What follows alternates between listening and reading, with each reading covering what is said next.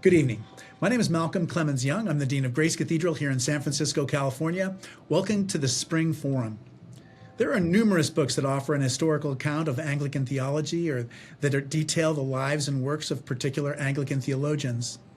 Books that focus on the nature and character of Anglican theology itself, however, are hard to find. My guest today, Dr. Scott MacDougall, fills that gap with his book, The Shape of Anglican Theology, Faith Seeking Wisdom. He examines what makes Anglican theology Anglican, beginning with how Anglican theology does and does not differ from other types of Christian theology.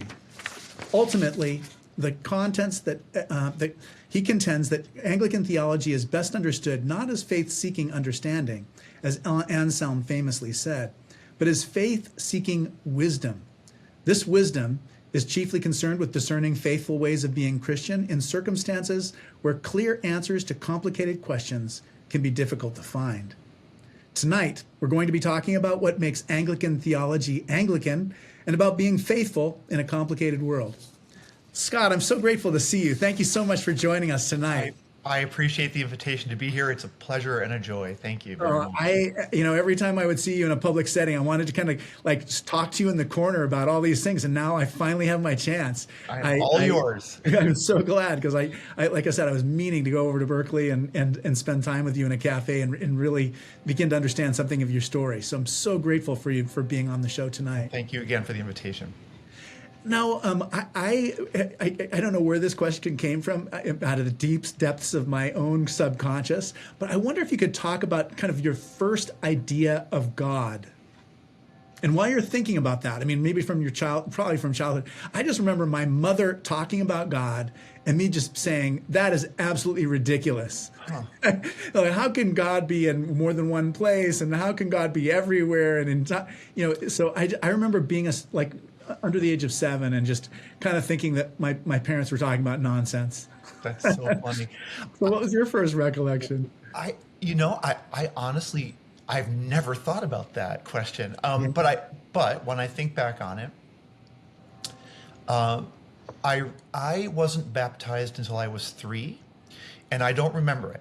So even though I was on the a toddler when I was baptized, not as an infant. My parents sort of started going back to church around the time that I was about 3 years old.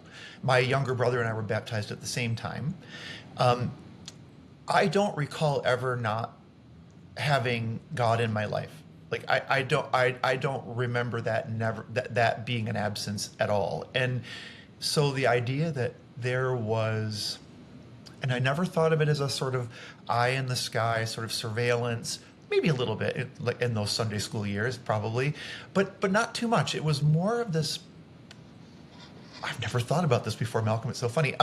It was more of this all prevailing sense that of meaning and purpose, even if I couldn't talk about what it was. Like the world never seemed empty. When we talk about in terms of after the 18th century, we talk about the Enlightenment and we talk about the lack of enchantment in the world. Yeah. I never experienced that. I never felt like the world was disenchanted. I mean, if I did, it wasn't until later, when sort of like an intellectualist notion sort of took over and I began to think in different ways.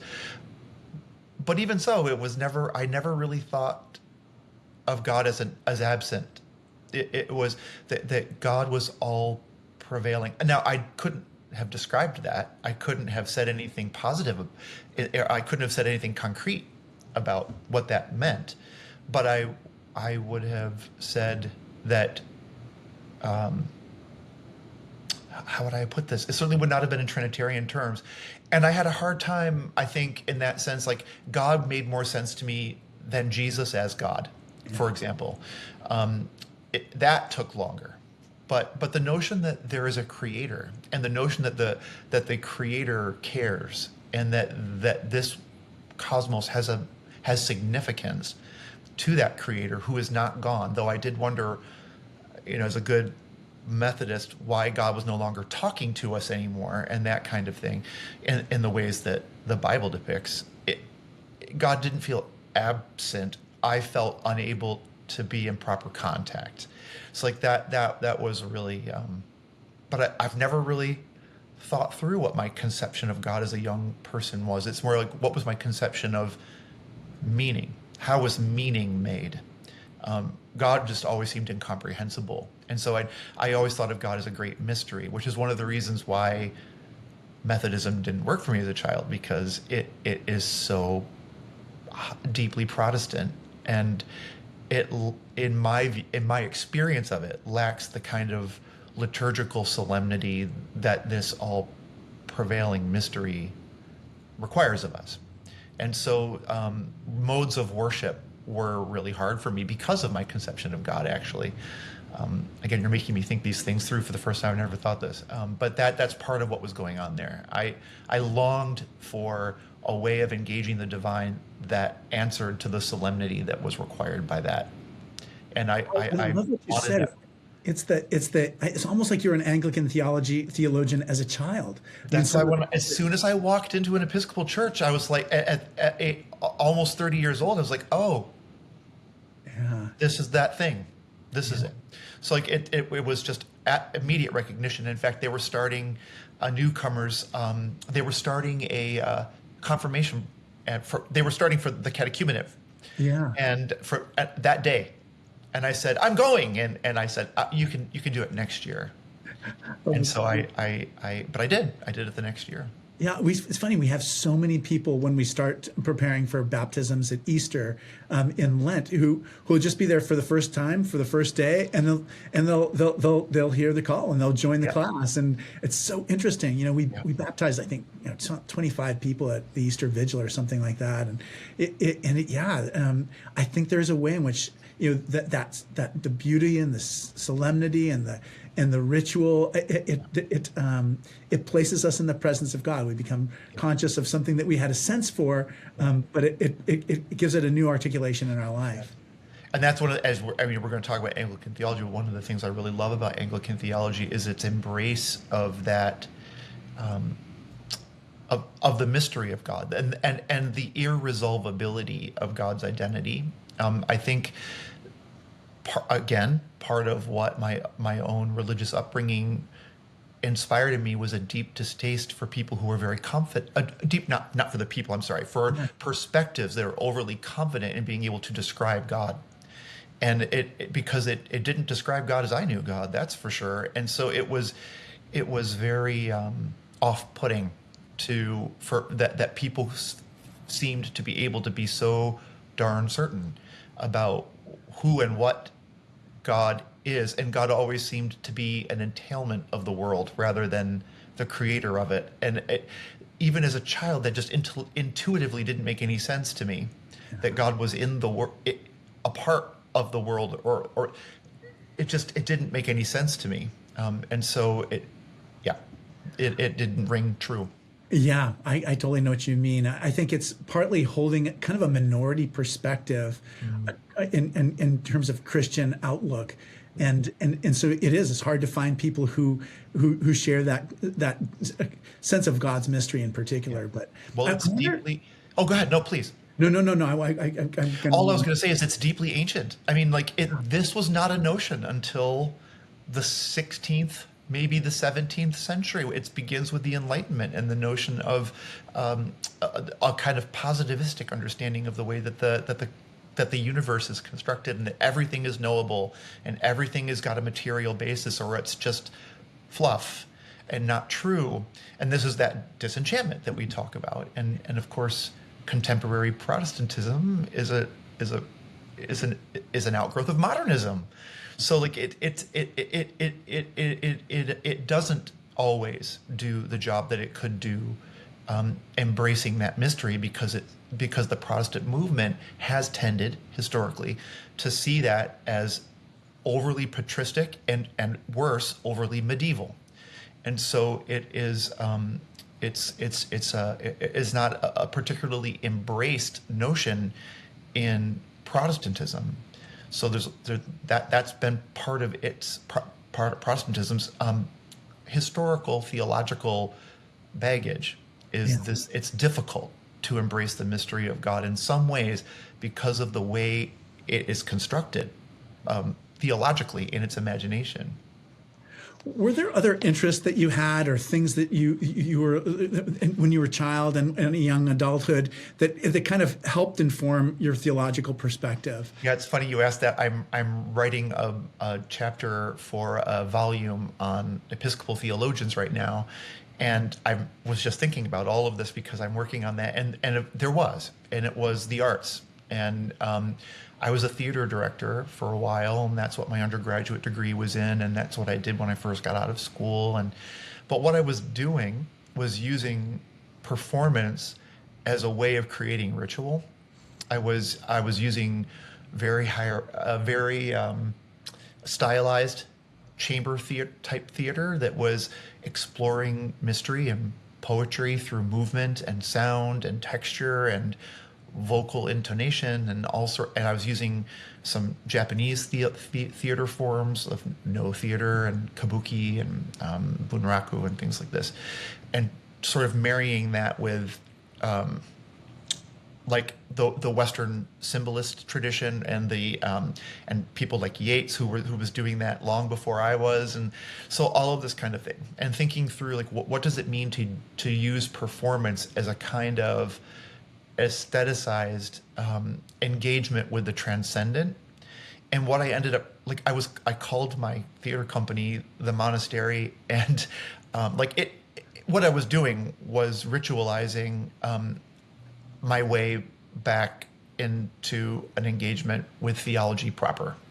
And so I in fact left theater in one reason for that was, if I said to myself, look, if you're going to take on a very difficult life as a theater artist, it better be for the right reasons, because that's not a life to take on wantonly, because it asks everything of you. So make sure you're doing it for the right reasons. And I realized I wasn't. I was trying to pray through it, and that's not a reason for me to do theater. So I was like, well, then let me go back and rethink my engagement with God and with the church, and that's what I did. So Scott, in some future date, I would love to work on this with you. But I mean, I just think you have all these. We have 10,000 Episcopal churches. I know more than that. Episcopal churches across the country. And what would it be like if we really made theater more of a central part of what we do together? Because we have all these incredible actors and theater experts who don't have an audience. And then what would it be like if it was much more a central part of church life? Yeah. Yeah. I mean, there is a reason why ritual studies, performance studies, and liturgical studies have a lot of overlap. Yeah, definitely. That's definitely true. You talked a little bit about, just your experience in first entering an Episcopal church.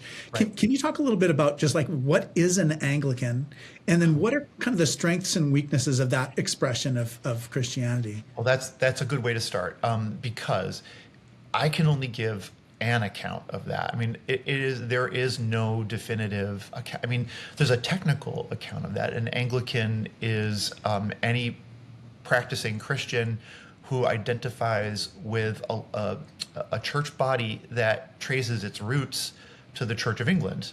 So that's in the very most bloodless, uninteresting, technical definition of what an Anglican is. So in the United States, that of course is the Episcopal Church in sort of its formal Anglican expression as a member of the Worldwide Anglican Communion. But there are other expressions of Anglicanism in the United States as well that have over time separated from that body and have formed denominations that are Anglican in their ethos and in their outlook, in their practice, most of them use the Book of Common Prayer that even if it's the 1662 or another version of the Book of Common Prayer, but they are not at this point in communion with the See of Canterbury, with the and therefore not members of the Anglican Communion. But I don't think that makes them less Anglican in their identity. It just makes them less Anglican in the political sense, in terms of polity. But not in their theology. Yeah, I'm glad you brought them up. I mean, in the church I served in Los Altos, there were 3 churches that had been founded by Episcopal priests, 2 Anglican churches, and a church that served primarily immigrants from the Middle East. But it was, I mean, to be in a town where there's 4 Episcopal churches or having some sensibility, some connection to that Anglican, it definitely, it's good to be reminded that just because they're not going to General Convention in every 3 years, that doesn't mean that they're not part of this big experiment. I think that's right. And also with the changes at the level of the Anglican Communion, especially with the quite real possibility that the next Archbishop of Canterbury may not be British, that there's going to be a rethink of what it means to be a member of the communion, perhaps. And so we might see a closer, some sort of rapprochement between these other Anglican groups and the global Anglican Communion. It's not inconceivable. Yeah. So do you think it would ever be possible that, say, the Anglican Church in the United States would be the authority, the recognized authority, and that the Episcopal Church would be like demoted somehow? I mean, I suppose it's possible if the Episcopal Church somehow attenuated such that there was just a massive population overwhelm, in the sense that the bulk of the expression of Anglicanism in the United States was on that side of the denominational spectrum. But I don't know that that's likely. Yeah, I think it's not likely. I mean, just think of the population of Anglicans who are not Episcopalians in the Bay Area. It's just it's a tiny fraction. Yeah. Exactly. And there are all these really hopeful signs. It's something I would like to have. I would like to track at some point, where there are a number of Anglican and Episcopal parishes that have reunited, and it is one of the most hopeful and beautiful ecclesiological. I'm trained as an ecclesiologist. I study what church is and what church means, particularly in the Anglican context. And so, as an Anglican ecclesiologist, to watch Anglican congregations and Episcopalian congregations merge is one of the most concrete and lovely signs of communion that I can imagine.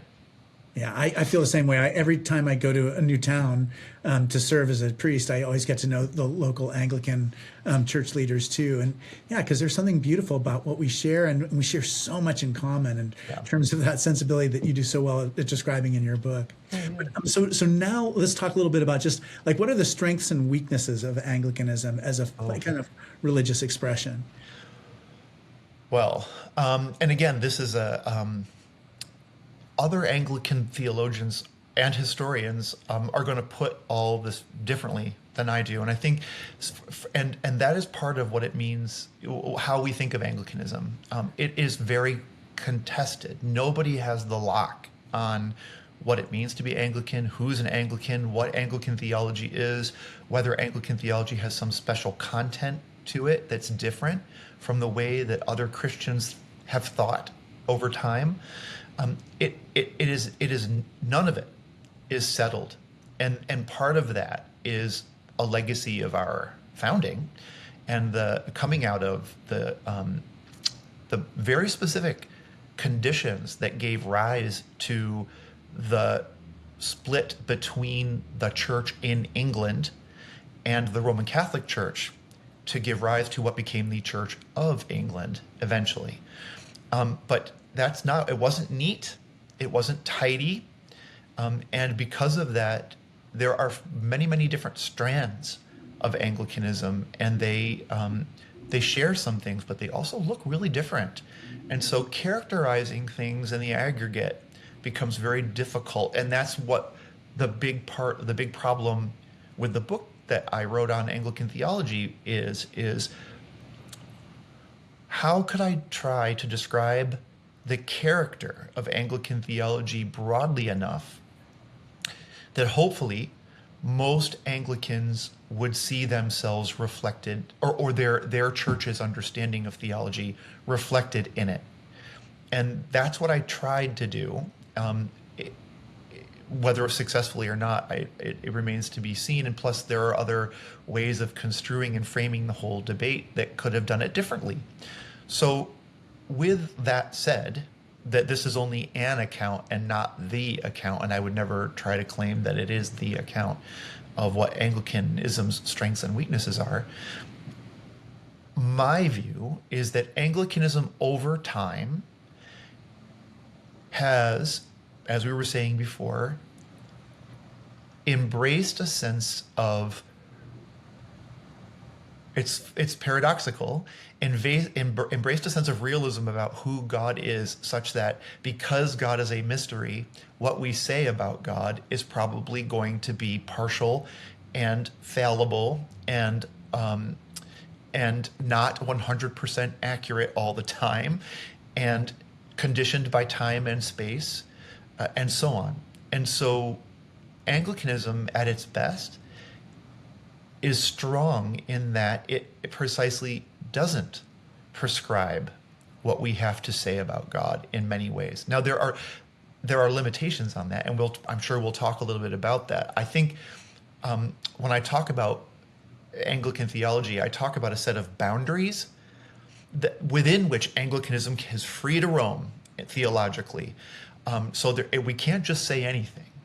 That would just be chaos, and there are certain things about God we wouldn't, if our job is to identify who God is, and we say God is the God that demands the blood of the infidel or the unfaithful or something of this nature, that's something we can't, there is no ground for saying that. And all of our boundary markers would say, first of all, what's an infidel? And secondly, God doesn't demand anybody's blood. And so there would be some boundaries that we put on this. And those are the creeds, the creedal attestations, the scriptures, and the other, that which is entailed in celebrating the sacraments of baptism and Eucharist. So the logic of baptism and Eucharist, along with our scriptures and the creeds, condition what we might and might not say about God. But within all of those, that's a pretty tremendous set of possibilities that are constellated between those markers. So there's a lot that we can say about God, and have said and will say, and nobody has the direct line to the divine to be able to say, hey, who's got this right? It's too varied for that. And that is a major strength, I think, of Anglicanism and its embrace of God as mystery. It's that it's not an anything goes, and at the same time, our consciences are not held captive by a set of doctrine or a figure from the past that determines what we're able to say theologically about what is true with respect to God, who we are, and how we're to live. So that's something that we wrestle with. That goes to the wisdom question that you raised when you framed the conversation. That the wisdom that we need is the wisdom to move faithfully in a very complex world where we know very little for certain about God, about our world, about ourselves, about our hearts. It's more complicated than clear.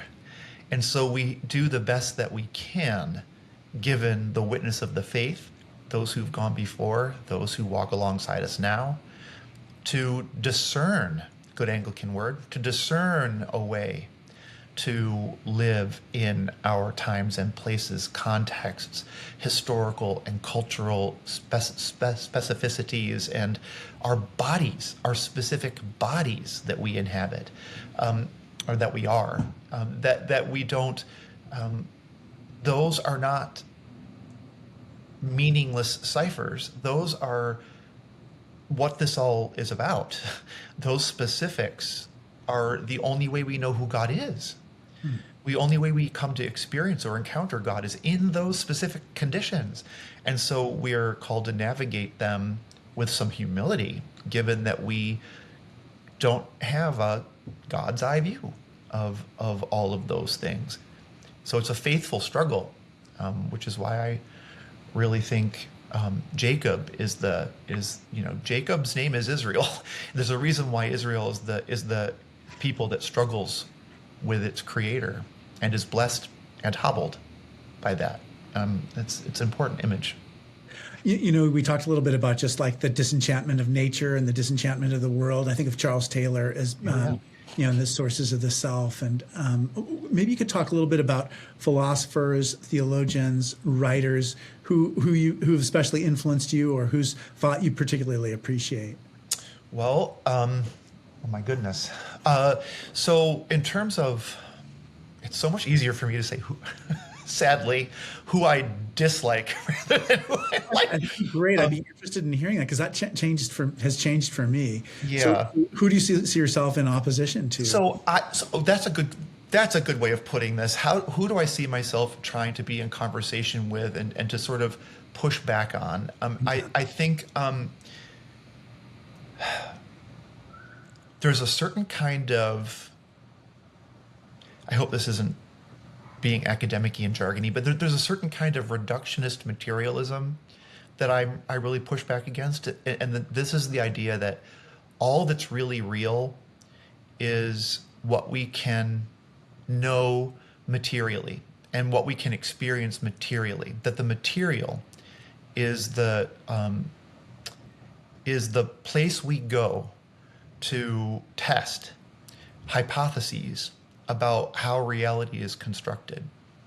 But what this leaves out is that there are things that transcend the material alone. I mean, even a good cognitive neuroscientist will tell you where consciousness is more than the sum total of synapses firing in our minds. There's something that transcends that. There is a phenomenal real. So in terms of the philosophers that are the ones who impress me most, it's the phenomenologists, especially Merleau-Ponty, who I really find great resonance with. People like Wittgenstein in terms of the way that language functions and the way that practices come to shape us. And therefore, I do see Taylor as an important person here. Charles Taylor is an important person here. And I see myself really reacting against a sort of propositionalist understanding of that. Oh, I'm trying not to get jargony. That there's an objective truth out there that we can just lay hold of, describe with true false statements, or worse, with plain old math, and with symbolic logic, and we've solved the problem. And there are plenty of people who have an analytic philosophical mind who I respect deeply, deeply, deeply, deeply. Sarah Coakley being a major one. She was my teacher. I know, and I think that and we have a deep tradition, for example, of Anglican Platonism and Catherine Pickstock and people like this that do think that there's a way that we can argue with clear ideas from first principles and deduce things about. I just don't. I just have a hard time with metaphysics. I have a really hard time with metaphysics. And I have a really hard time with existentialism, particularly of the Tillichian variety, which I find overly confirmatory of the world as it is and not sufficiently questioning in terms of the world as it might be. It seems more descriptive than normative, and I think that is dangerous. And especially for Tillich, who, given the Nazi threat, feels like he should have known better than that. And so I become more Barthian on that side than Tillichian for sure. Yeah. I'm preaching about Emmanuel Levinas tomorrow, just back to the phenomenologist. The face that arises before us is the one to whom we owe everything. And like, if an incredibly profound Jewish thinker who says the most Christian thing imaginable, that the face of the other makes the claim on us that's dearer than our own lives. And like, it's it can bring you to tears, like thinking about somebody saying that at a time like this moment that we're living in, where the face of the other is to mock or banish to the outer darkness for so many. Yeah. Tell us a little bit about just like, how did you become a theologian? Like, how did you get this idea to become a theological thinker, and just what was seminary, or what was your training like in terms of just like your doctoral program, and so your ideal of being a theologian, and then what it actually turned out to be. Yeah.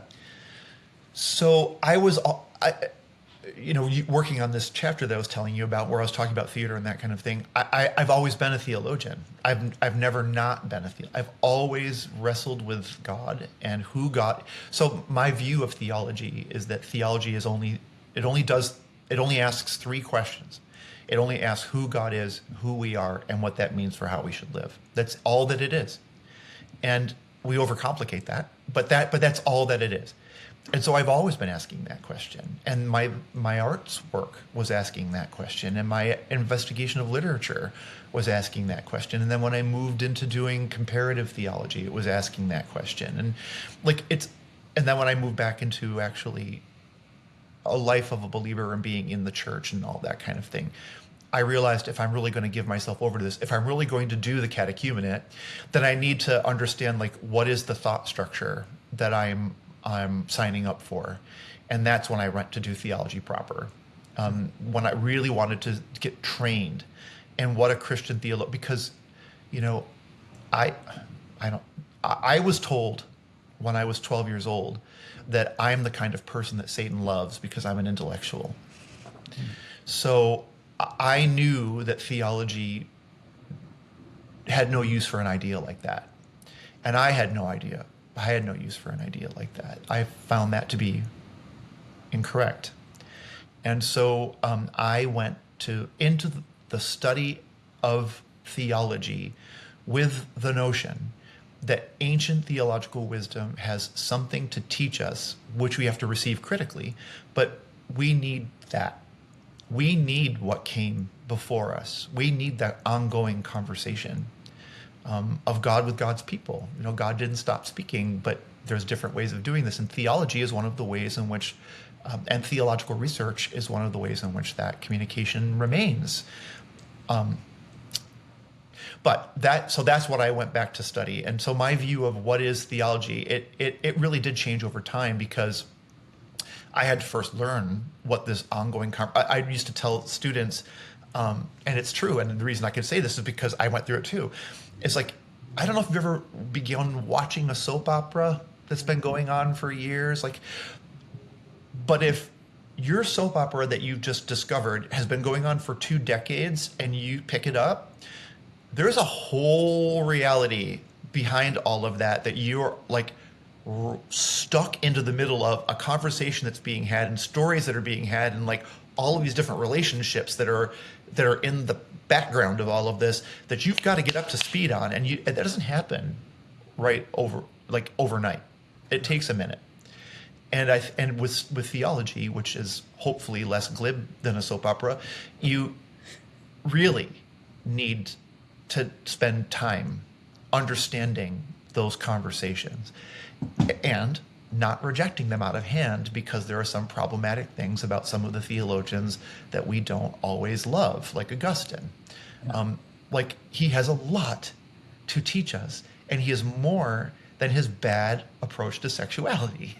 And that's a hard sell for people, where it's all or nothing. Yeah. But there is so much wisdom. I mean, look at the ceiling of St. Gregory of Nyssa to see, there are problematic people on that ceiling that everything about them we would not take on board in terms of, but they are saints. Yeah, Malcolm X is on the wall, and it was his 100th birthday on Monday, and going back and looking at, there was a misogynistic part of him too. Absolutely, a liberatory part and a constrained part. And you're right. I mean, there we all are. He's holding hands with Queen Elizabeth I, who is in the same boat. Yeah, we're all products of our time. This is, again, what Anglicanism at its best wants to affirm, is that we, like Paul, we must embrace the humility to say we only see through a glass dimly. Yeah. We don't know. Like, I'm also, so another thing that I am is my theology has two main focuses, as you know from my work, is the church Yeah. and eschatology, the study of the thought, the imagination that we have of what God is up to in terms of God's future. What does God have in store for this cosmos and for us in it? And one of those things is that we don't have knowledge of God this side of the completion of all things. Everything is imperfect. Everything, every person is imperfect. Every relationship is imperfect. Every moment is imperfect. It's beautiful. It can be lovely and gorgeous and filled with transcendent grace, truth, and every other wonderful quality you would want to ascribe to it. But it's also broken because our world is broken. And so our knowledge is partial, especially our knowledge of God, of all things, and of the ways of God, and of what God is calling us to be and do in any particular time and place. I think Bonhoeffer is a wonderful example of what it means to struggle with what are we being called to do in any given moment, and throwing yourself on faith that you're going to do the best you can do given these circumstances, and trust that God's mercy will be enough to see you through. Yeah. Without any guarantees. Oh, I know. Without any, talk a little bit about like your students, what they're like, and then just like how you learned how to teach, and then especially, I mean, moving things online. I would love to hear your take on just kind of limitations of that, or how you learned how to do it. So that's a lot in there. There is. There's like three But big questions. a lot of questions there. So how to teach? Who taught me to teach? In many ways, I'll probably, in many ways, when I teach, I try to be Elizabeth Johnson as much as I can be. Yeah, neat. She was my teacher at Fordham, and she's the writer of, most famously, of She Who Is, which was like one of the groundbreaking books of feminist theology, a doctrine of God from a feminist perspective. And her career is much larger than that, but that is what she is famous, what made her famous. Yeah. But what should have made her famous is her generosity of theological spirit and her nurturing spirit and in the classroom, despite the fact that she can destroy you in like a nanosecond if you step out of line, get above your station or whatever the case. But she wouldn't. Yeah. She wouldn't. She's way more interested in developing and seeing what seeds are sown and what can be brought forward and what can be created and what can be made anew. Tough, because she pushes too, and I try to be like that. I didn't always succeed, but I try. So I try to be very dialogical in the classroom, and that's been part of the problem with. So I taught asynchronously before teaching on Zoom, online, because we had a program where there was an asynchronous hybrid program, and so students would engage in learning theology, which is the most dialogical discipline I can imagine, by listening to me blather and then writing for their lives. And I think it wasn't the worst, but it's really hard to it's really difficult, I think, still, even though I thought it was done relatively successfully because of the way I tried to structure the course with various engagements back and forth over the course of a week, as opposed to all out, all in, move on. So I tried to make it dialogical as much as I possibly could, but the best way to do theology always is conversationally, because it is itself a conversation. It's a conversation with God and a conversation about God. So it's always best done conversationally. So that was a little difficult. Zoom is better actually than asynchronous in that sense, because you can actually have exchanges in real time. But Yeah, I totally agree. We started preaching in front of cameras, Yeah. and gosh, I mean, it's just you get It's so so different. much back from people that they don't even realize that they're giving you. Like they're giving you like cues about whether they're interested or not, or whether they're kind of ready for you to move on to the next point. I mean, It's so true. Plus, I mean, I'm as a theologian who studies bodies, because I studied the ecclesial body, but I also just talk eschatologically. I talk about our bodies. Embodiment is crucial to theology and crucial to to dialogue and crucial to communion. yeah, And so that we preach online is one thing. That we resist any inclination to do Eucharist online is, I yeah. think, really important. I think that's so important too. Hey, so there's Facebook, Instagram, Yeah. Twitter. I mean, how's are these new technologies changing how people have those kinds of theological dialogue? How are they changing it? Well, I think for myself, part of the issue for myself is that I never knew a theological world without those things because of where I came in, when I came in Yeah, right. to doing it. For the most part, I mean, that's not totally true. I started my master's program before there was Facebook, for example, I'm pretty sure. But I think you find your people more easily with social media. That's true, but it polarizes as well. I think we're not immune to the kind of polarization that takes place in the larger body politic. People will say, I'm sure you've heard the jokes about Catholic Twitter, but Episcopal Facebook is not any better. That's for I sure. haven't even heard the jokes about Catholic Twitter. That's how backward I am. It's a, it can be a very contentious I'll try to remember to Google it. place. And the Episcopal social media sphere can be a pretty contentious place too.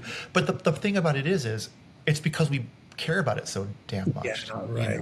So true. And when you're not actually embodied face to face with another human being, it's really easy to treat them in a disembodied way. And I think that lends itself to abuse. It lends itself to treating people like they're just a nameless, faceless account on a screen and not human. Yeah. And not a co-religionist, which is worse. So like I think and I'm guilty. Like I get really wrapped up in my own views and caring about these things because they matter so much. I mean, one of the things I kept saying to students is like, look, you need to think carefully theologically because theology kills. Right. And that's not a metaphor. Yeah. That's It's walking around with explosives. And if you trip with an armful of explosives, you're going to kill yourself and other people. yeah. And if you trip with an armful of bad theology, you're going to kill yourself and other people. That's so true. And so like I care about whether or not you're getting it and whether or not you have thought through the implications of what it is that you are giving back to me. So I can get really worked up about those things, and so I get trapped in it too. I get caught up myself.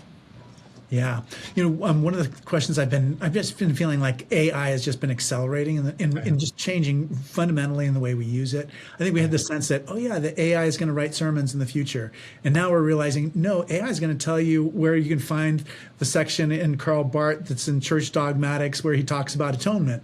You know what I mean? It's a completely different. So can you talk a little bit about what you see AI doing and just like what does it mean for somebody who's in the humanities? It's so interesting that you're asking me this. I'm on the Episcopal Church's task force on AI and intellectual property, and I'm on the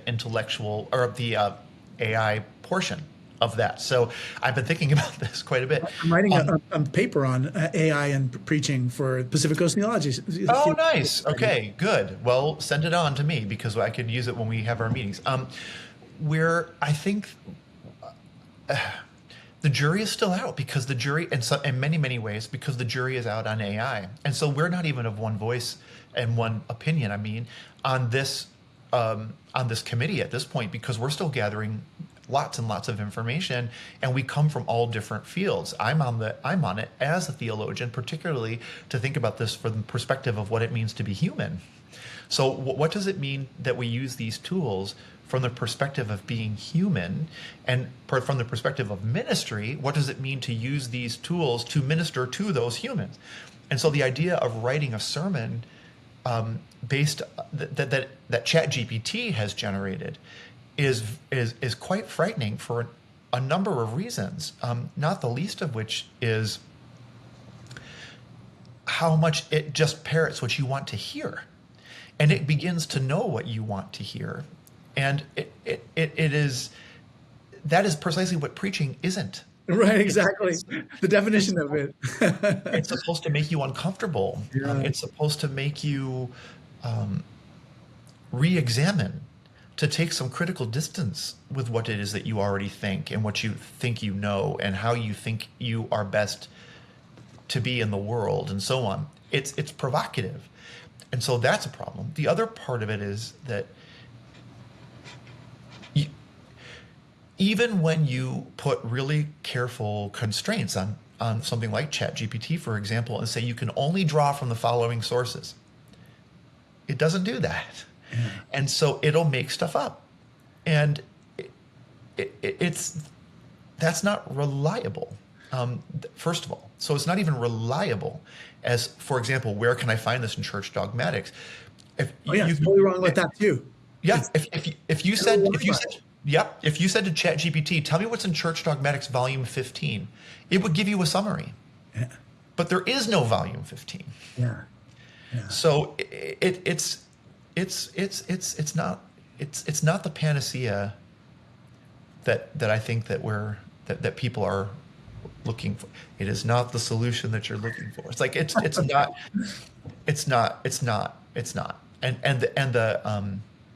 Anyway, we don't want to get too far down that road. I know people have questions about things and all that sort of stuff, but I do not see AI, especially an uncritical adoption of the use of AI as very helpful at all. And in fact, quite the opposite. To do routine tasks is one thing.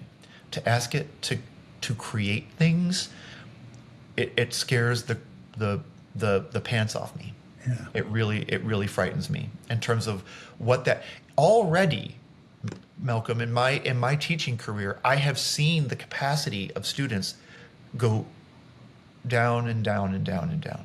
Yeah. From how much they can read, how much they can write, how critical they're able to be, how nuanced. And with AI regurgitating plug and play text that you can then use to complete your work, where is the critical faculty going to come from? Where is the ability to think from an expert? So one of the things that people are saying now is that the AI is used best by subject experts who are able to look at what the AI has produced and say, okay, this is helpful and this is absolute garbage. Right. But where's the subject expertise going to come from if everything is being generated quick and easy? You're not going to develop any subject expertise. Yeah, because you'll think it's not necessary. Yeah. So I was talking to my clergy group this week, and we were noticing that it's the 1700th anniversary of the Council of Nicaea, yes. From May to August, so we're in the middle of it. Yes. And I wonder if you can talk a little bit about what a creed is, how it affects people doing ministry. What does a creed make possible for us, and what are the shortcomings and strengths of creeds? That's excellent. So, okay, so one of the things that's really important to remember is that there's a big difference between a creed and a confession. And not everybody knows the difference between those two things, but it makes a difference because in the Anglican tradition, we subscribe to the creeds very strongly. They feature in our worship. The Nicene Creed is the Eucharistic Creed that we use, and the Apostles' Creed is the baptismal creed, the vows that we take. About which we believe, and then we renew as the congregation when we participate in the baptisms of others. So those are very, very, very important. What they are ancient formulations of belief. They're scripturally based to say, in the Nicene version, we, the body of Christ, believe the following things about God. And they're set up in a Trinitarian formula. So you've got what you believe about God, Christ, and the Holy Spirit. And there's a variety of things that are attested to underneath each of those beliefs. In the Apostles' Creed, it's I believe, because it's the baptismal formula. So you're saying, I believe in God, I believe in Jesus Christ, I believe in the Holy Spirit. So it's Trinitarian as well. Some of the same kinds of ascriptions that you're making in both creeds, but slightly different, and they're couched slightly differently.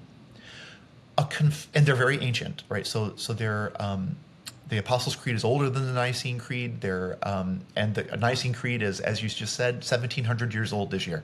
So it is. These are old, and they are also the only. They're in many ways the only thing that binds undivided Christianity together. There's something that East and West, we still say them. We still organize our lives around them. There are non-creedal Protestants who don't say any of the creeds. So that is a difference. But in large part, Christianity, both East and the Orthodox, the Catholics, the Protestants, the Anglicans, we all say the Apostles' Creed, the Nicene Creed. There's also the Athanasian Creed, which is a Trinitarian creed.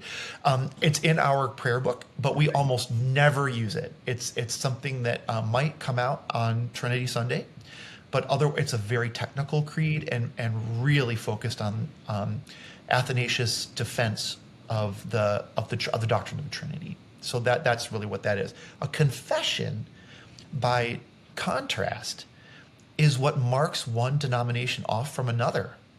So it is a set of beliefs that are different from other people's beliefs. So you'd have, for example, the Westminster Confession of Faith among the Reformed, where this is a set of Calvinist understandings of who God is and how we are as Calvinists that are points of faith that organize the way that you think about your life of faith differently than from those who do not subscribe to that confession. So the creeds are part of that set of boundary markers I was talking about that set the limits on what we can and cannot say. And what's wonderful about that is where we have these very high level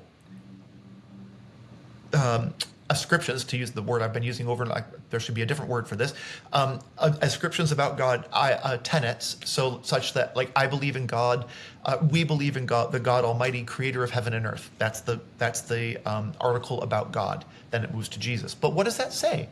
We says that there is a creator that is the creator of everything. That's it. Yeah. That's all. So we're free to flesh that out in a whole variety of different ways. What we are not free to say is that there is no God, that God didn't create, and God didn't make everything that is. So those are the things that it disallows us from saying. But it prescribes extremely little. We are able to fill that in. How does God create? Does God create out of nothing? What is included in all of this? Is it the entire cosmos? Is it the one part of the multiverse that we're in? Like, all of these different kinds of things, right? So it leaves these questions open. And that's by design, right? Especially with the Nicene Creed, which is meant to be a conciliatory umbrella gathering kind of device for people in contention. It's resolving some conflict. So it's meant to include under its wings a number of viewpoints. So it's not going to resolve those things. So if Jesus Christ is fully God, it doesn't say how. It does not say how Jesus Christ is God, and so on and so forth. So the creeds are a skeleton, a skeletal framework that holds our life of faith secure. But it doesn't prescribe it. It doesn't say this is how you have to fill out how you believe all of these things. And finally, one more thing I would say about a creed is because they're communal, they're held by all of us, which means if there are parts that we struggle with, even if we aren't there creedally some days, we can trust that the church is, and that is holding us, even when we can't say with full throat, I believe the following thing, or we believe the following thing. And I'm totally on board with that. I have no questions, Your Honor. Like I don't that we do this as the church holds us even in our unbelief, even in our doubts, even in our struggle. That's another thing about creeds, is that sometimes it can be, I believe, help my unbelief. Yeah. Like the man who comes to Jesus and asks for that. Yeah. The creeds are helping you. They're helping support you in your, even when you struggle, even when you're doubting, even when you're unsure. One of the traditions we have for the forum is we actually take questions from our audience, and we have some questions here. The first one is, do you think Twitter, etc., is shortening theological argumentations beyond recognition? Beyond recognition? No, I don't. I mean, I think part of, you could make an argument in some ways that a tweet is no different than a proposition from the old days where you'd throw back these propositions back and forth. No, I don't. I think that it's a symptom rather than Twitter. The Twitter and the use of Twitter is a symptom. Twitter is not a cause. So I think we have a, especially in the United States, we have a deeply anti-intellectual culture, and Twitter does not help that. Okay, here's the next question. In the U.S., so this is not me, this is somebody out there. In the U.S., at least, the Episcopal Church appears more socially active than other Protestants. What is it in our theology or values or character that compels us to action? I love that. Okay, so one of the things that that the Anglican theological ethos really cares about is concrete particularity. It cares about people, their lived lives. It cares about being pastoral and ministering to the real hurts and tribulations of the world. If you think about the Oxford movement, for example, it was a deep engagement with the Anglican past that impelled the Oxford priests to go to the slums. It wasn't either or, it was both and. It's this notion that, well, because Anglicanism is also a highly incarnational faith, it really cares that God became human. It really cares that God became flesh. It really cares that the divine entered the material. And so the church needs to do those same things as disciples of Christ. If we worship God incarnate, then we need to incarnate God in the world. And you can only do that by going out into the world and doing as Jesus did. And that is, the Anglican social witness runs very deep, and it's a huge and lovely tradition that I wish, you could do a whole series on this because it's so part of the heritage of what it means to be Anglican. Not always, of course. Just like any denomination, there are times when Anglicanism has been very quietistic and very pietistic and it's withdrawn and become closed off from the world in some ways. But by and large, Anglicanism engages the world because it understands that engagement as mirroring God's own approach to what God has made. So that's deeply ingredient in the Anglican theological understanding. In the very end of your book, The Shape of Anglican Theology, you talk about these new Anglican theologians who are working on systematic theology. So yes. Sonderegger, Graham Ward, Sarah Coakley, and another figure who I don't know very well. Yeah. So talk a little bit about about what that is, what that impulse is, and where do you think things are going? Like, what is the future of Anglican theology? Well, it's hard. It's always in motion is the future. It's hard to know what. I've been very Yoda today. I don't know why. Anglican theology is always been very protean. Right? It changes shape based on its, which is again another reason why I don't want to nail down this is what Anglican theology is and should always be. It's not that. It always should be moving because the world is always moving and our understanding of God is always moving. Traditionally, Anglican theologians have not written multi-volume systematic theologies along the lines of Lutheran and Reformed theologians, the way that they have done that. That is changing.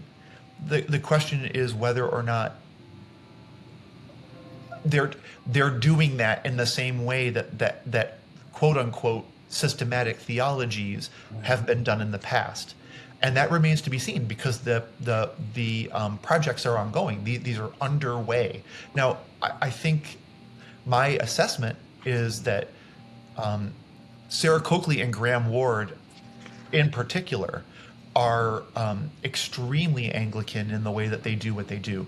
Sonderegger is as well, of course, because of her location as a theologian in the Episcopal Church, but as a Bartian and as a really devoted Bartian and a highly intelligent and smart and faithful Bartian, praying Bartian, there is a bit more of a lean toward a reformed kind of dogmatics that is more in evidence in Sonderegger's version of systematic theology than in Coakley and Ward, for example. Ralph McMichael is working on a liturgical Eucharistic inflected one that's also very Anglican. So I don't know. I mean, but you know, I don't know. It's hard to say. I'm going to just stop because I know there's other questions. But it's hard to say where this is going to go. One of the big things I hope for is that we have more theologians from the majority world that are going to start talking about what Anglican theology means in that context. So we have Anglican theologies being written from Oceania and from Australia, from Africa, from all parts of the world. What I'm hoping is that more Anglican theologians from those places will start talking about what it means to do theology Anglicanly in those contexts, which is what I've been having a really difficult time finding. So I can find the theology, but I can't find the theologians reflecting on theologizing. That's the thing that I'm having trouble finding, and I hope we get more of that, which would be really important contribution to the unfolding of the Anglican theological imagination. I think that's really, really important. Yeah, Bishop James Tangatanga talks about this as theological indaba, and I really hope that indaba is enriched in the years ahead. Yeah, me too. You know, we you can't hear it but the bells just rang. We've run out of time, but it's been such a delight to see you, Scott. Oh, thank you. You know, I hope the next time you're in town, we can get together. Maybe we just do a forum in person too, because I feel like we have so much more to say. Just scratch the surface. I'm just so grateful for all that you shared with us today. Well, thank you. It was truly my pleasure. Was a delight, and I'm super, super honored that you asked me to do it. So thank you. Yeah, sure. For everybody else, this is the final forum of the spring season. Please look for announcements about our fall season, which will start in September. We rely on your support for the forum. Gifts of any size make a difference. There are many ways to give, including texting the word THINK, THINK, to the number 76278. And again, Scott, so great to see you. What a blessing to have you working on behalf of the church, and we're looking forward to seeing what you uncover in the future. Thank you so much, Dean Malcolm. I really appreciate it.